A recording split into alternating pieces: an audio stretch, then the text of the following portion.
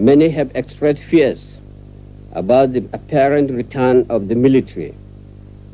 Many have talked about the concern of the international community. However, under the present circumstances, the survival of our beloved country is far above any other consideration. Nigeria is the only country we have. We must therefore solve our problems ourselves. General Sani Abacha lauded absolute power and unbridled authority over some 120 million Nigerians as head of state for nearly 5 years. Not even generals dared cross his path. Those who did knelt and wept before him while he offered them handkerchiefs to wipe their salty tears. No one messed with Abacha. He was gentle, listening, cunning, daring, attentive, dangerous, as well as brave. However, the Abacha military regime is remembered as one of the most gruesome in Nigerian history. To his opponents, he was brutal, an evil man. To his loved ones, he was a loving father, a doting husband, and a hero.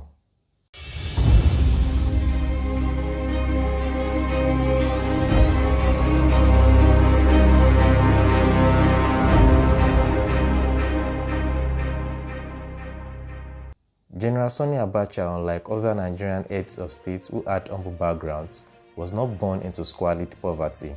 As a matter of fact, Abacha came from a prosperous family with his father owning a successful transport business in Kano. Originally a Kanuri from Borno, the Abacha family migrated to Kano in the search for more economic opportunities. Sani Abacha was a Nigerian soldier who took power through a coup d'etat and ruled as Nigeria's head of state from November 17, 1993 to June 8, 1998. The Abacha regime is one of the most controversial in Nigeria's history. His regime was dictatorial and struck terror in the hearts of many Nigerians. In his inaugural broadcast to the nation in November 1993, the general did not mince words on the prospects of his administration. Abacha was blunt. Consequently, the following decisions come into immediate effect. The interim national government is hereby dissolved. The national and state assemblies are also dissolved. The state executive councils are dissolved. The brigade commanders are to take over from the governors in their states until administrators are appointed. Where there are no brigade commanders, the commissioners of police in the states are to take over. All local governments stand dissolved. The directors of personnel are to take over the administration of the local governments until administrators are appointed. The National Electoral Commission is hereby dissolved.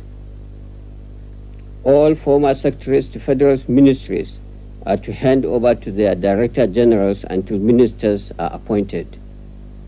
The two political parties are hereby dissolved.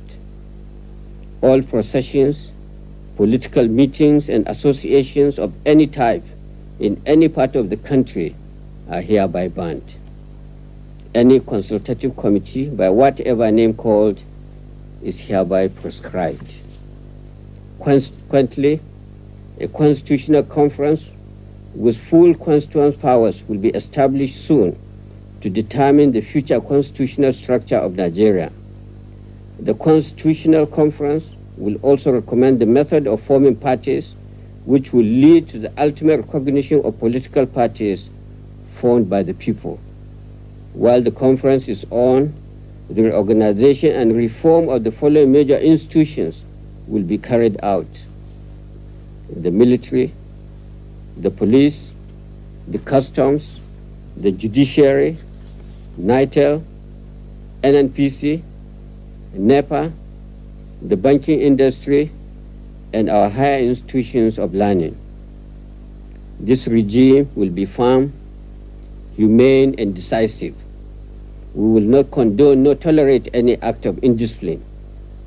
Any attempt to test our will be decisively dealt with. In 1995, after the execution of the writer and environmental activist Ken Saro-Wiwa, Time magazine named Abacha Thug of the Year. In 2004, Abacha was listed as the fourth most corrupt leader in history.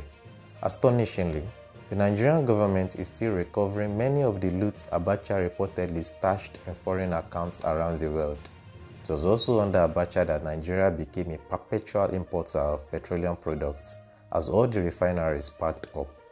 However, 20 years after his death, Nigeria is still heavily dependent on fuel imports.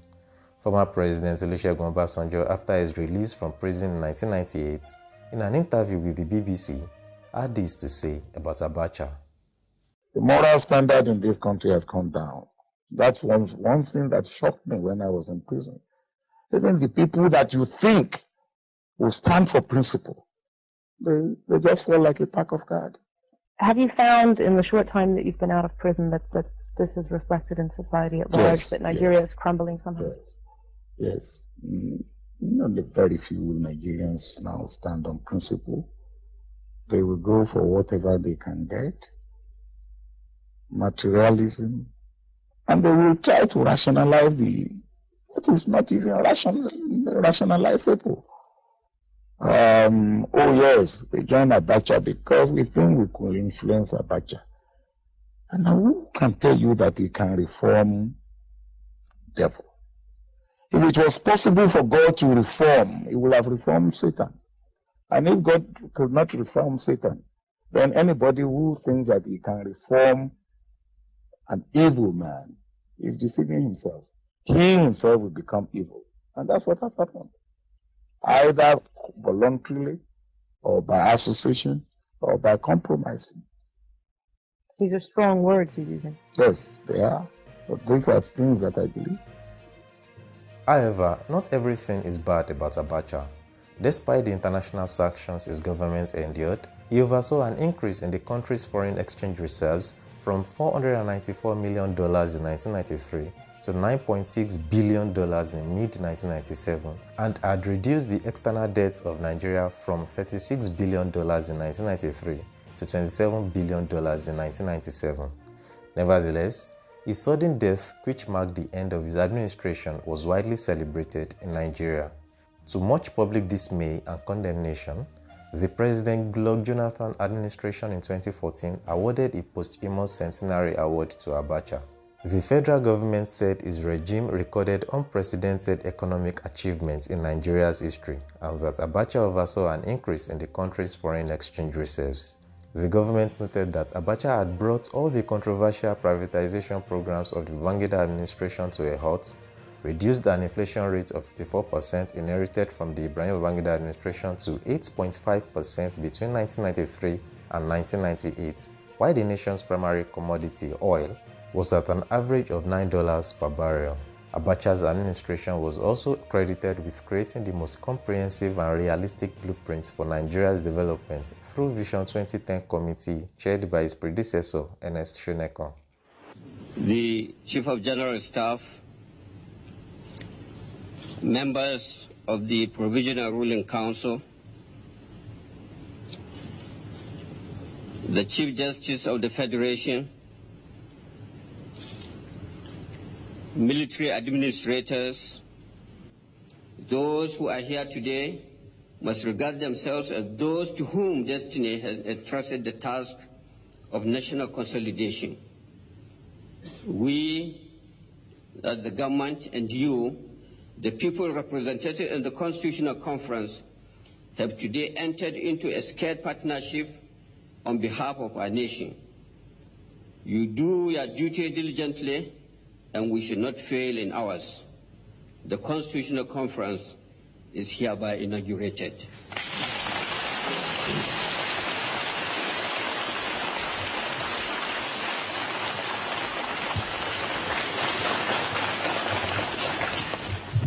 Long live the Federal Republic of Nigeria.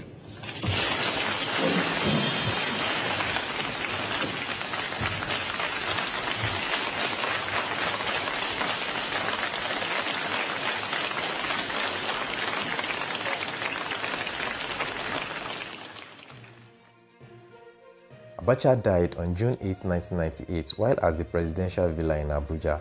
He was buried on the same day according to Muslim tradition without an autopsy. This fueled speculation that he may have been executed extrajudicially by way of being poisoned by his political rivals. The government, however, identified the cause of death as a sudden heart attack. His chief security officer, Hamza al-Mustafa, believed he was poisoned by Israeli operatives in the company of Yasser Arafat. Abacha felt unwell around 4:30 in the morning, and by 6:15 a.m. he was dead. Abacha was 54 years old at the time of his death. He was born on a Monday in 1943 and also died on a Monday nearly 55 years after. General Sani Abacha was married to Miriam Abacha and had 7 sons and 3 daughters. As of 2018, he had 33 grandchildren. After Abacha's death, Major General Abdulsalami Abubakar, Nigeria's Chief of Defense Staff, was sworn in as the country's 11th head of state. Abubakar, who had never held public office before, quickly announced a transition to democracy, which led to the emergence of President Olusegun Obasanjo on May 29, 1999. Take the Holy Bible in your right hand and repeat after me. I, Olusegun Obasanjo, I, Olusegun Obasanjo, do solemnly swear that I will be faithful and bear true allegiance to the Federal Republic of Nigeria, and that I will preserve, protect, and defend the Constitution of the Federal Republic of Nigeria. So help me God. So help me God. So, was Abacha Nigeria's most brutal head of state? Let us know in the comments below. If you enjoyed this video, don't hesitate to like and share it with your friends. You can also subscribe to our channel to receive the latest videos as they drop.